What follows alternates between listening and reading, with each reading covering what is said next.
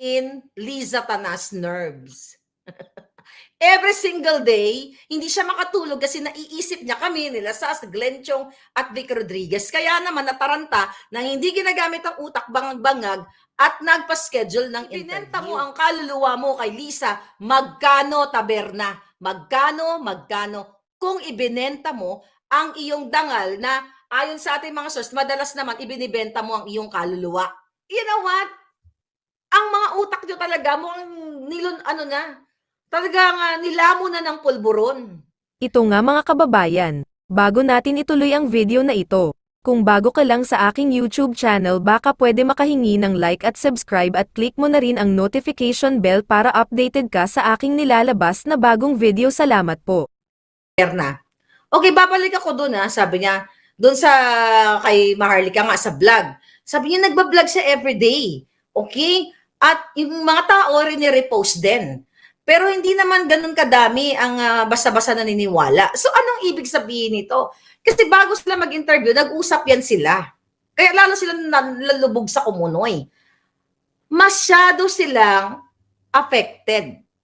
I am in Liza Tanas nerves. Every single day, hindi siya makatulog kasi naiisip niya kami nila Sas, Glenn Chong at Vic Rodriguez. Kaya naman nataranta na hindi ginagamit ang utak bangag-bangag at nagpa-schedule ng interview. Kung hindi sila apektado sa amin, hindi siya dapat nagpa-interview at binrush off, inignore niya ang mga kritisismo kung ito ay kasinungalingan o hindi sila naapektuhan.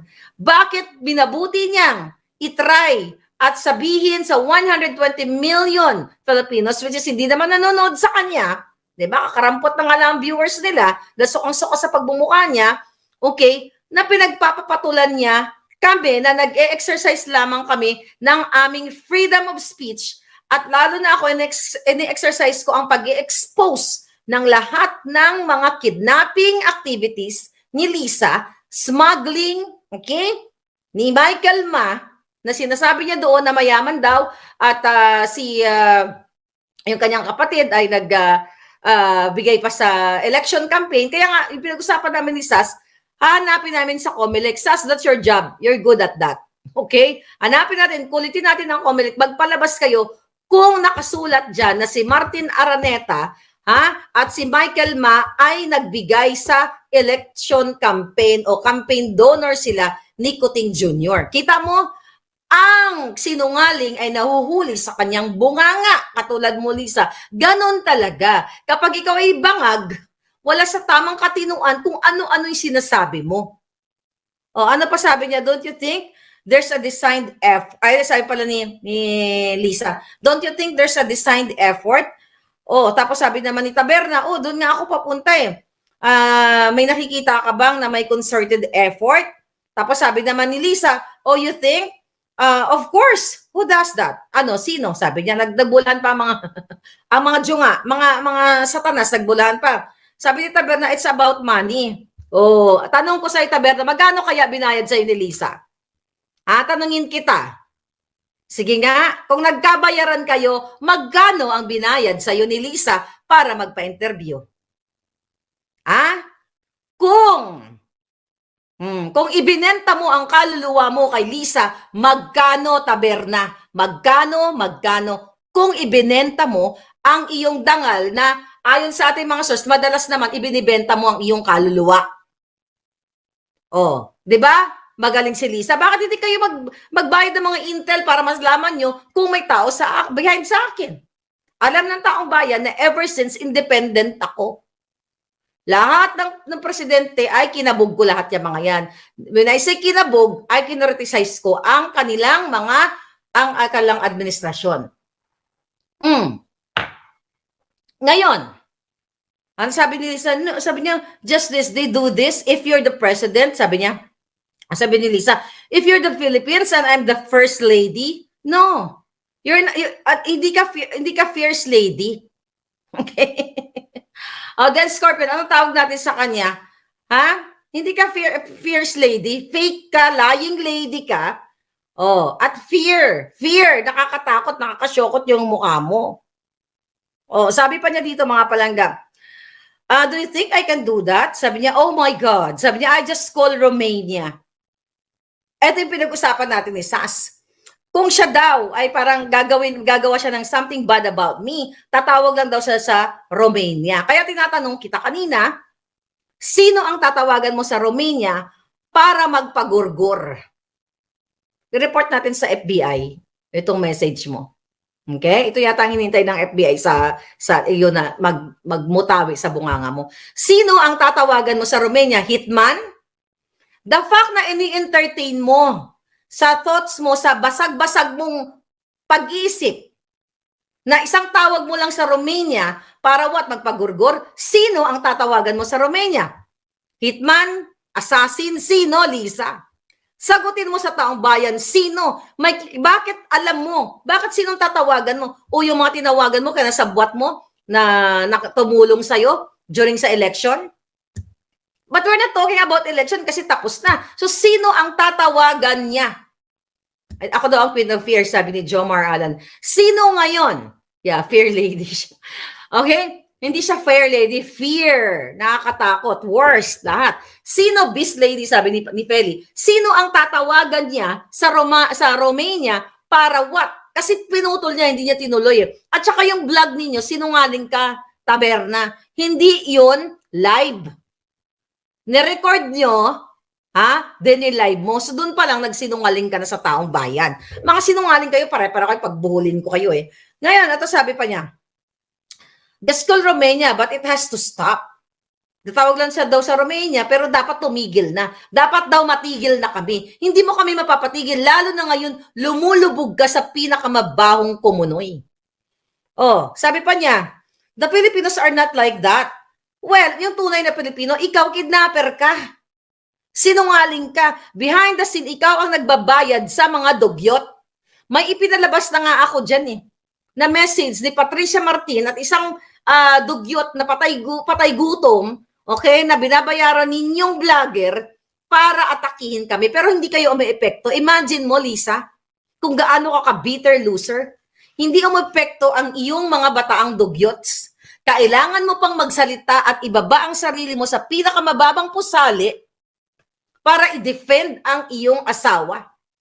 At i-defend ang iyong kapatid na kasabwat sa smuggling business niyo. Ni Michael Ma. Nakita mo? Wala epekto yang iyong mga dugyot. Kasi kailangan mo pang magpaka-show nga bells. Sabi pa niya dito mga palangga.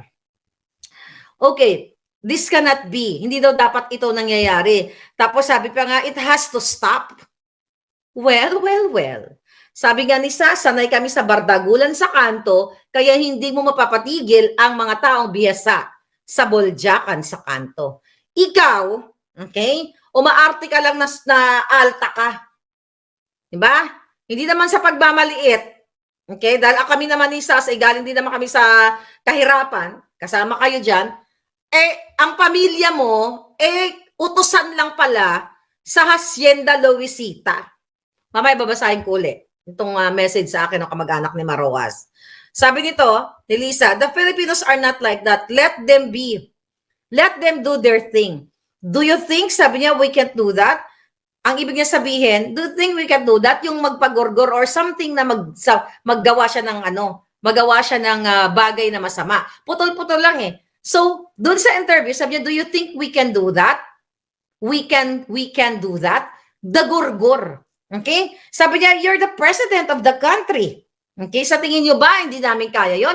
Presidente yung asawa ko. Kaya namin yan. Tatawag lang kami sa Romania. Pero ang palabas niya, the irony of the kasinungalingan na kunyari ayaw niyang manakit, ayaw niyang magtegi, pero gumagamit siya ng mga proxy ng mga tao to harass me, to harass Makanas, to harass Glenn Chong, to harass everybody na nagkikriticize sa kanila.